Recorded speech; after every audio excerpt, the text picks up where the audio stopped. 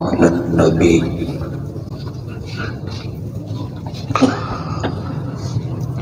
يا أيها الذين آمنوا صلوا عليه وسلموا تسليما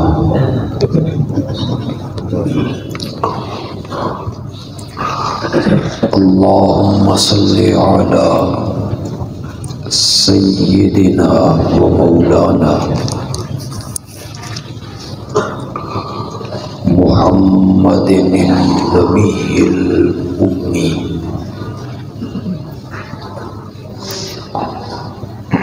وعلى آله وأصحابه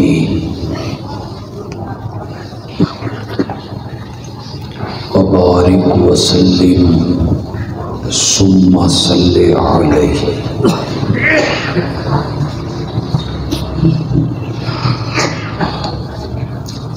مجھے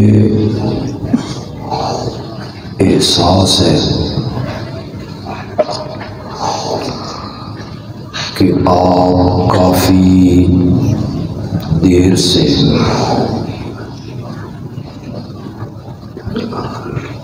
اس مجلس میں اور محفل میں موجود ہیں.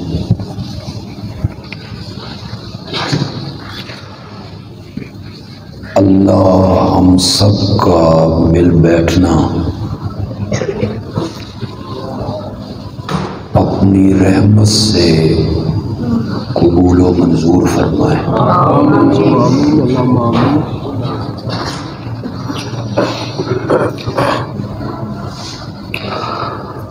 کانفرنس کا عنوان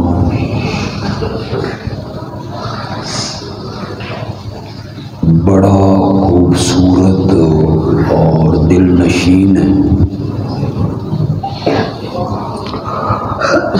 توحید و سنت کانفرنس.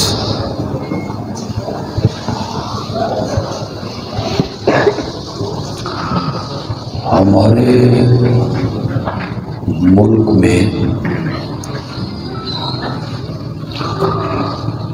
جتنی مذہبی کانفرنسیں ہوتی ہیں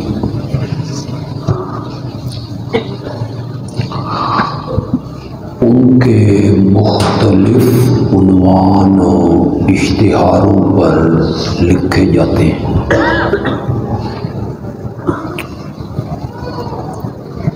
آپ انہیں پڑھتے بھی ہیں.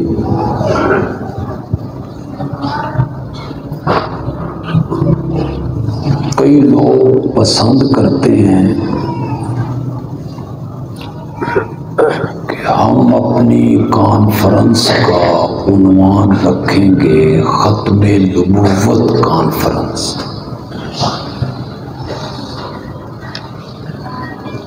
بڑا اچھا عنوان ہے، ہونا چاہیے. لوگوں کو آقا کی ختم نبوت کا مسئلہ سمجھانا چاہیے. کچھ لوگوں نے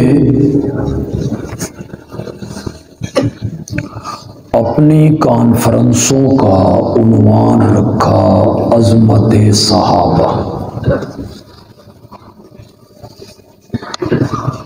اچھا عنوان ہے، ہونا چاہیے. وقت کی ضرورت ہے. لوگوں کو بتایا جائے کہ میرے آقا کی جماعت کتنی اعلیٰ جماعت ہے.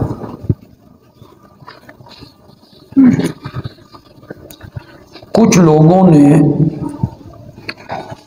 کانفرنسوں کا عنوان رکھا فکر آخرت کانفرنس. اس میں موت پہ گفتگو ہوئی، مرنے کے بعد کیا ہونا ہے، قیامت کے دن کیا ہونا ہے. ہونا چاہیے. آپ میرے ساتھ اتفاق کریں گے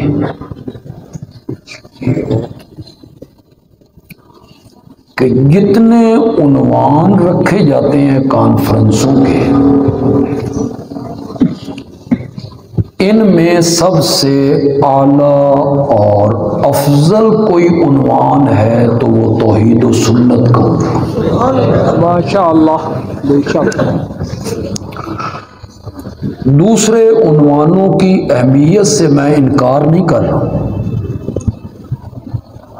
ہم خود ان عنوانوں پہ گفتگو کرتے ہیں، ان عنوانوں پہ کانفرنسیں کرتے رہتے ہیں،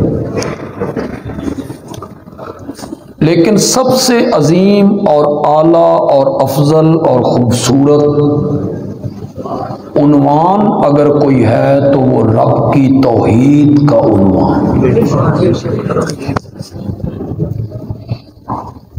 یہ کوئی جذباتی بات نہیں ہے کہ میری جماعت کا نام یہی ہے اشاعت التوحید، میں اس جذبات میں آ کے یہ بات کر رہا ہوں، نہیں، بلکہ میں قرآن کا طالب علم ہوں،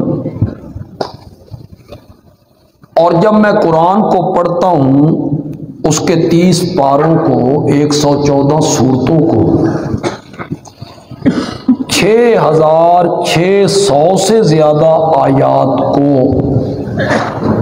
تو مجھے یہ نظر آتا ہے کہ اللہ رب العزت نے قرآن پاک میں سب سے زیادہ جس مضمون کو بیان کیا ہے وہ توحید کا مضمون، بار بار بیان کیا، ہر صورت میں بار بار۔ آپ سورت فاتحہ ذرا پڑھیں، اس میں رب کی توحید ہے، الحمدللہ رب الرحمن الرحیم مالکی، آگے ہے ایاک نعبد و ایاک نستعین۔ علامہ ابن کثیر رحمۃ اللہ علیہ نے لکھا، سر القرآن الفاتحہ، سارے قرآن کا راز اور سارے قرآن کا نچوڑ جو ہے یہ سورت فاتحہ میں ہے۔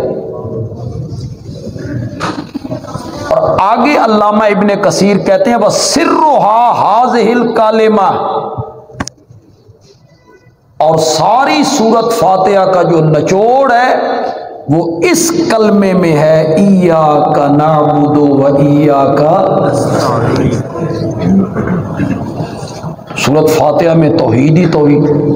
آگے سورت بقرہ میں آپ چلے جائیں، یا ایھا الناس اعبدوا، پھر دوسرے پارے میں آپ چلے جائیں، الہکم الہم، آپ تیسرے پارے کے پہلے صفحے پہ چلے جائیں، اللہ لا الہ الا ہو الحی القیوم لا تأخذہ سنۃ ولا نوم۔ پھر آپ سورت آل عمران کو شروع کریں، اللہ لا الہ الا، بار بار اللہ اسے دوہرا رہے ہیں، کہیں عقلی دلائل، کہیں نقلی دلائل، کہیں دلائل وحی، کہیں اپنی صفات کا ذکر، علم غیب کا، مختار کل کا، متصرف ہونے کا، نافع و ضار ہونے کا، السمیع العلیم البصیر، ان صفات کا اللہ بار بار ذکر کرتے ہیں، بار بار دہراتے ہیں۔ اگر گستاخی نہ ہو تو میں سمجھتا ہوں کہ اگر اللہ کے سوا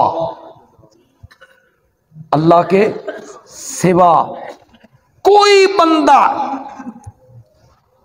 بار بار ایک ہی بات کہے، مسجد میں وہی بات کرے، دروازے پہ وہی بات کرے، سڑک پہ وہی بات کرے، گلی میں وہی بات کرے، بازار میں وہی بات کرے، پھر اس کو دہرائے، پھر گھر میں دہرائے، صبح شام زور دوپہر، لوگ اسے پاگل کہیں، یہ پاگل ہے، ایک ہی بات کو دہرائے چلے جا رہا ہے، ایک ہی بات کو دہرائے چلے جا رہا ہے۔ لیکن ماں جو اپنے بچے پہ شفیق ہوتی ہے، جس چیز کا زیادہ خطرہ محسوس کرتی ہے نا، بار بار اسے متنبع کرتی ہے۔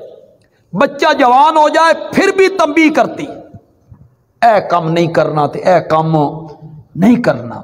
رب جو 70 ماؤں سے زیادہ شفیق ہے، وہ بھی اپنے بندوں پر مہربان ہوا، اور سب سے زیادہ اس نے شرک سے روکا، اور سب سے زیادہ اپنی توحید کا سبق پڑھا۔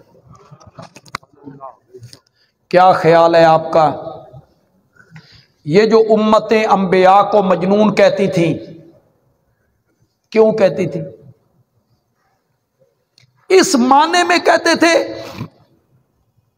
کہ وہ مجنونوں والی گفتگو کرتا ہے، جس طرح پاگل لوگ بے سر و پا باتیں کرتے رہتے ہیں، کوئی ادھر کی کوئی ادھر کی، اس لیے مجنون کہتے تھے؟ نہ، اس لیے مجنون کہتے تھے اسے دیکھو صبح و شام، دن رات، گلی چوراہا، سڑک، گھر، باہر، برادری، غیر برادری، جب بھی دیکھو ایک ہی رٹ لگائے ہوئے ہے، لا الہ الا اللہ۔ اس رنگ میں مجنون کہتے تھے کہ یہ مجنون ہے، ادھر دیکھو تو یہی آواز آ رہی ہے، ادھر دیکھو تو یہی آواز آ رہی ہے، لا الہ الا اللہ۔ تو قرآن پاک نے سب سے زیادہ جس مسئلے کو بیان کیا ہے، وہ مسئلہ کون سا ہے؟ توحید ہے۔ اس کو دلائل سے بیان کی، ہر قسم کے دلائل دی، پھر اللہ نے مثالیں دے دے کے سمجھایا، لوگوں کی دکھتی رگوں پہ ہاتھ رکھے اللہ نے لوگوں سے پوچھا، بتاؤ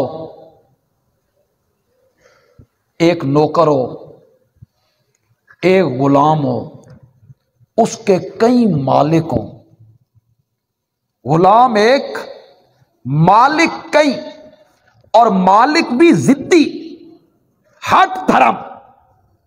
نوکر ایک ہے، غلام کئی ہیں، اور وہ ضدی ہیں، کمپرومائز نہیں کرتے۔ ایک مالک کہتا ہے تو تیار ہو، صبح میں تین لاہور بھیجنا، میرا ایک کام ہے۔ دوسرا مالک کہتا ہے اس نو گولی مار، میں تین راول پنڈی بھیج، وہ بھی اس کا مالک ہے۔ ایک کہتا ہے میرے کپڑے دھو، دوسرا کہتا ہے میرے بوٹ استری کر۔ نوکر ایک، مالک کئی۔ میرے مولا تو نے کتنے سادہ طریقے سے اپنی توحید کو سمجھایا۔ نوکر ایک، مالک کئی۔ فرمایا اس کے برعکس ایک ایسا نوکر ہے جس کا ایک ہی مالک ہے۔ پھر اللہ لوگوں سے پوچھتے ہیں یہ دونوں برابر ہیں، ان میں سے بہتر کون ہے؟ بہتر نوکر وہ ہے جس کے کئی مالک ہوں۔ ادنا سا عقل رکھنے والا، ادنا سی عقل رکھنے والا بندہ بھی کہے گا نہیں، نوکر وہی بہتر ہے جس کا ایک ہی مالک ہو۔ اللہ نے یہ مثال دے کے لوگوں کو سمجھایا، بندہ وہ بہتر نہیں ہوتا جس کے کئی معبود اور مشکل کشا ہوں، بندہ وہی بہتر ہوتا ہے جس کا اکیلا مشکل کشا ہو۔ مثالیں دے دے کے سمجھے، اس کا ایک ہی مالک ہو، ایک ہی معبود ہو۔ حضرت یوسف علیہ السلام نے جب دو قیدیوں کو جو خواب کی تعبیر پوچھنے آئے تھے اور انہیں موقع ملا، اور انہوں نے ان دو قیدیوں کو رب کی توحید سنائی، حضرت یوسف علیہ السلام، وہ توحید سننے نہیں آئے تھے، وہ اس لیے آئے تھے کہ تم ہمیں توحید سنا، وہ تو خواب کی تعبیر پوچھنے آئے تھے۔ انہیں موقع مل گیا توحید سنانے کا۔ معلوم ہوتا ہے جو سچا داعی ہوتا ہے نا اور سچا مبلغ ہوتا ہے، جلسے کا موضوع کوئی سا ہو وہ اس میں سے توحید بیان کرنے کا راستہ نکال لے۔ اس کی تقریر پوری نہیں ہوتی جب تک رب کی توحید بیان. کہتے ہیں نا ایک مولوی صاحب تھے، وہ ہر جمعے تے شہادت حسین، ہر جمعے پہ شہادت حسین. کہیں ہوتے ہیں محرم الحرامی مولوی،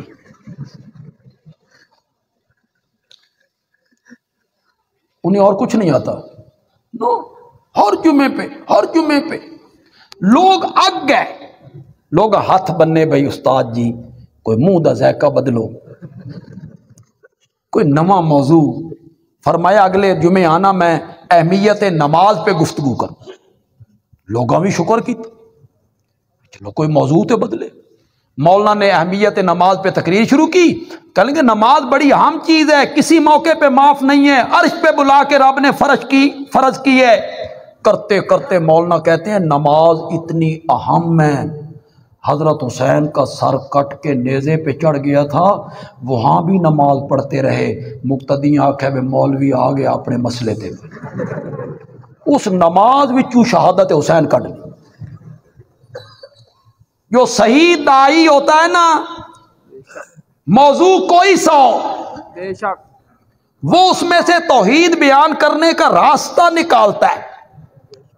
حضرت یوسف علیہ السلام کے پاس وہ لوگ توحید سننے نہیں آئے تھے، وہ تو خواب کی تعبیر پوچھنے آئے تھے. موقع ملا اللہ کے پیغمبر کو، اور اللہ کے پیغمبر نے انہیں توحید پر واز شروع کر دی. وَاتَّبَعْتُ مِلَّةَ آبَائِي ابراہیم و اسحاق و یعقوب. میں ہی بیان کرتا ہوں، میں پہلے کبھی تعارف نہیں کروایا، آج اپنا تعارف کروایا کہ میں کون ہوں. کیوں؟ توحید بیان کرنا چاہتے تھے. متکلم جتنا اونچا ہو اس کے کلام میں اتنا اثر ہوتا ہے. ایک اور وجہ بھی ہو سکتی ہے، دوسری وجہ یہ ہو سکتی ہے حضرت یعقوب کا نام لیا، حضرت اسحاق کا نام لیا، حضرت ابراہیم کا نام لیا. لوگ حضرت ابراہیم سے واقف تھے، جانتے تھے کہ ابراہیم کون ہے. حضرت یوسف نے ان کا نام لے کر ان کو بتایا کہ جو توحید والا مسئلہ میں تمہارے سامنے بیان کرنا چاہتا ہوں یہ کوئی نیا مسئلہ نہیں ہے، میرے پردادا ابراہیم نے بھی یہی بیان کی، اس لیے ان کا نام لے. یہ نام لینے کے بعد کہتے ہیں ما کان لنا ان نشرک باللہ من شیء، ما کانا ما ینبغی ما یجوز، ہمیں یہ لائق نہیں، ہمیں یہ مناسب نہیں کہ ہم اللہ کے ساتھ کسی کو شریک بنائیں، اللہ کے ساتھ کسی کو سانجی بنائیں. اللہ ہم پر اتنے انعامات کرے، اتنی نعمتیں کرے، نبوت کے تاج ہمارے سر پہ رکھے اور نبوت ہماری اولاد میں محدود کر دے اور ہم شرک کریں، یہ ہمیں لائق نہیں. ہم شرک نہیں کرتے، رب نے ہمیں شرک سے بچایا ہے. ذالک من فضل اللہ، یہ جو شرک سے بچ جانا ہے یہ اللہ کا کیا ہے؟ اللہ کا کرم ہے، اللہ کا فضل ہے. جس پہ اللہ فضل کرتا ہے وہ شرک سے بچ جاتا ہے. آگے جو بات حضرت یوسف نے کہی وہ وہی بات ہے جو رب نے نوکروں اور غلاموں کی مثال دے کے کہی. حضرت یوسف نے کہا ارباب متفرقون، کیا الگ الگ مشکل کشا بہتر ہیں؟ ارباب متفرقون خیر، کیا الگ الگ رب، الگ الگ ضروریات پوری کرنے والے، یہ میں نے رب کا معنی کیا ہے، ضروریات پوری کرنے والے، الگ الگ ضروریات پوری کرنے والے، الگ الگ مشکل کشا، الگ الگ حاجت روا، یہ بہتر ہیں ام اللہ الواحد، یا اللہ اکیلا بہتر ہے؟ کیا جواب تھا؟ الگ الگ مشکل کشا بہتر نہیں. وہ مشرکین کرتے ہیں کبھی ادھر کبھی ادھر، کہ گردوں میں پتھری ہو گئی ہے نا تے پیر دکھا رہے، یہ محکمہ اللہ نے ان کے سپرد کی. جوڑا چ ہوا ہو گئی ہے نا تو شاہ جیونے جاؤ، اے ہوا کڈھن والا محکمہ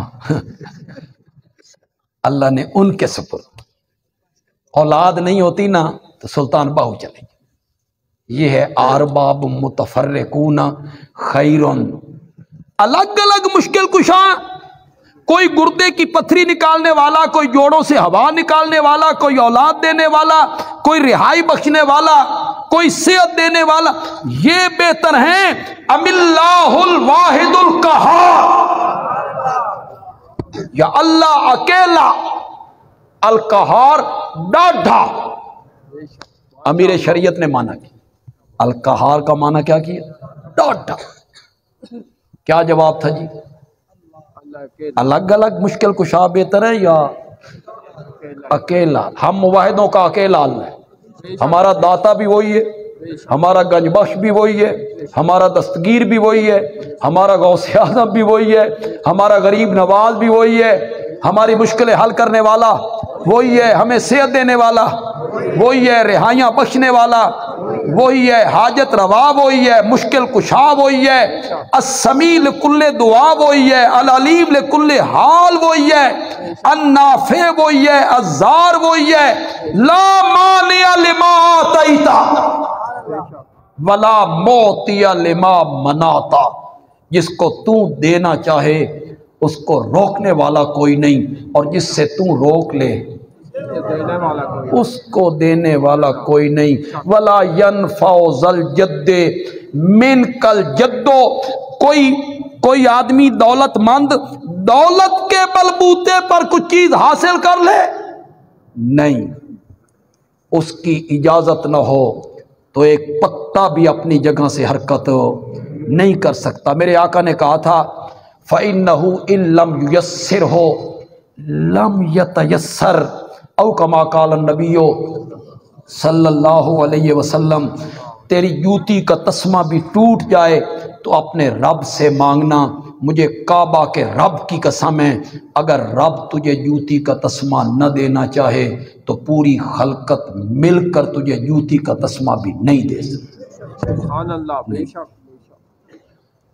الگ الگ معبود بہتر نہیں ہوتے، الگ الگ مشکل کشا بہتر نہیں ہوتے. مشکل کشا،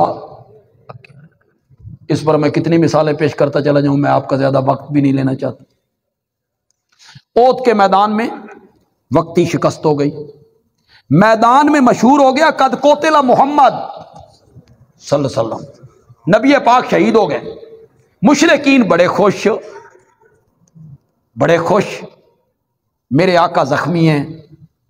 ایک پہاڑی پہ آپ کو لے جایا گیا، پیچھے میدان جنگ سے ہٹا لیا گیا. وہ ایک چھوٹی سی غار ہے، آپ بھی کبھی عمرے پہ گئے ہوں تو اوت کے طرف گئے ہوں تو وہ غار آپ نے بھی دیکھی ہوگی، ہم نے بھی کئی دفعہ اسے دیکھا. اس غار میں چند بندے آپ کے ساتھ تھے. سامنے والی پہاڑی پر مشرکین کی فوج کا کمانڈر ابو سفیان وہ سامنے آ گیا. وہ اس وقت تک مسلمان نہیں ہو، بعد میں اللہ نے انہیں ایمان کی دولت سے ایمان کی دولت دے دی. فتح مکہ سے کچھ پہلے، ابھی میرے نبی مکے میں داخل نہیں ہوئے، اس سے کچھ پہلے اللہ نے ان کو ہدایت دے دی. پھر وہ اللہ کی راستے میں لڑے، ان کی ایک آنکھ شہید ہو گئی. پھر لڑے، ان کی دوسری آنکھ شہید. فتح مکہ کے دن ہی انہوں نے کلمہ پڑھا. تو کیا کلمہ پچھلے سارے گناہوں کو مٹا نہیں دیتا؟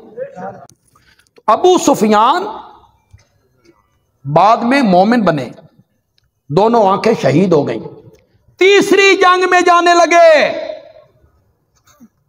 بچوں نے کہا بابا آنکھیں تو آپ کی ہیں نہیں، تو جنگ میں آپ جانا چاہتے ہیں تو کیا کریں گے؟ تو فرمایا لڑ تو نہیں سکوں گا، لڑوا تو سکوں گا، میرے تجربے سے تو فائدہ حاصل کرو گے. ابو سفیان اس وقت تک مسلمان نہیں ہوئے تھے، سامنے آ گئے. ان کے ذہن میں وہی تھا کہ نبی پاک شہید ہو گئے، بڑے خوش تھے. انہوں نے کہا آئین محمد، تم میں محمد ہیں. ادھر سے حضرت عمر جواب دینے لگے، نبی پاک نے منع کر نہیں جواب دیا۔ اس کو اب یقین ہو گیا کہ نبی پاک موجود ہو نہیں ہوتے تو جواب آتا۔ اس نے کہا اینا ابو بکر، کہاں ہے ابو بکر؟ حضرت عمر پھر اٹھنے لگے، آپ نے فرمایا بیٹھ جاؤ، نہیں جواب دیا۔ اس نے کہا اینا عمر، عمر کہاں ہے؟ یہ پھر اٹھے، آپ نے فرمایا بیٹھ جاؤ، جواب نہیں دینا۔ یہ ذاتی حملے کر رہا اور ہم نے ذاتی حملوں کا جواب نہیں دے۔ اب اسے یقین ہو گیا کہ یہ تینوں نہیں رہے۔ اس کے بعد اس نے بھی کسی کا نام نہیں لیا۔ اینا عثمان، اینا علی، اینا طلحہ، اینا زبیر؟ طلحہ کہاں ہے؟ زبیر کہاں ہے؟ عبد الرحمن ابن عوف کہاں ہے؟ نہیں لیے۔ یہ اس کو بھی پتا تھا اسلام کی عمارت کھڑی ہے تو ان تینوں پہ کھڑی، یہ نہیں رہے نا تو اب اسلام کی عمارت کھڑی نہیں رہ سکتی۔ ان تینوں کا پوچھنے کے بعد اس نے خوشی سے نعرہ لگایا، اولو ہبل، ہبل کی جے ہو، ہبل زندہ باد، ہماری مدد ہبل نے کی ہے۔ یہ ہبل حضرت آدم کا بیٹا ہے حابیل، جسے بھائی نے قتل کیا تھا۔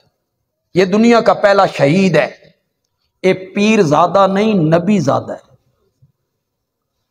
اور نبی زادہ پھر شہید۔ مت کو بت پوجتے تھے، یہ ہبل بت ہے، اللہ کے نبی کا بیٹا ہے، دنیا کا پہلا شہید ہے۔ اس نے نعرہ لگایا، اولو ہبل، ہبل زندہ باد، ہبل نے ہماری مدد کی۔ تین نعروں پر میرے نبی نے حضرت عمر کو بٹھایا، اور جب اس نے توحید پر حملہ کیا، میرے آقا نے فرمایا اٹھو عمر، اللہ کی توحید پر حملہ کر رہا ہے، اس کو جواب دے۔ کیا جواب دوں؟ فرمایا کہ اللہ اعلی و اجل۔ کس کو پکار؟ نبی کے محب نے کس کو پکار؟ نبی کے سچے عاشق نے کس کو پکار؟ نبی کا سچا ماننے والا فاروق اعظم کس کو پکار رہا ہے؟ اور نبی کا جو گستاخ تھا اس وقت، بے ادب تھا، دشمن تھا، اس نے کس کو پکارا؟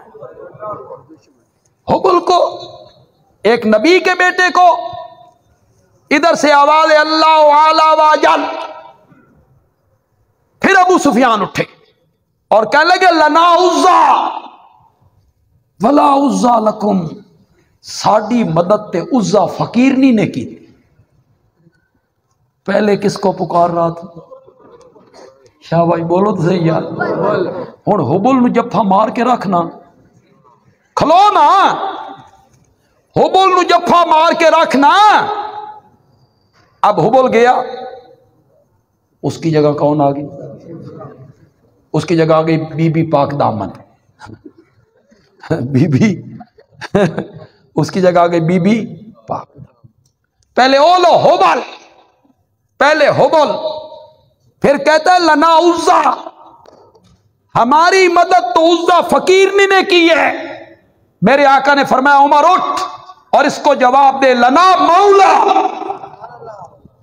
ولا مولا لکم، ہماری تو ہر میدان میں مدد ہمارے مولا نے کی، ہمارے رب نے کی۔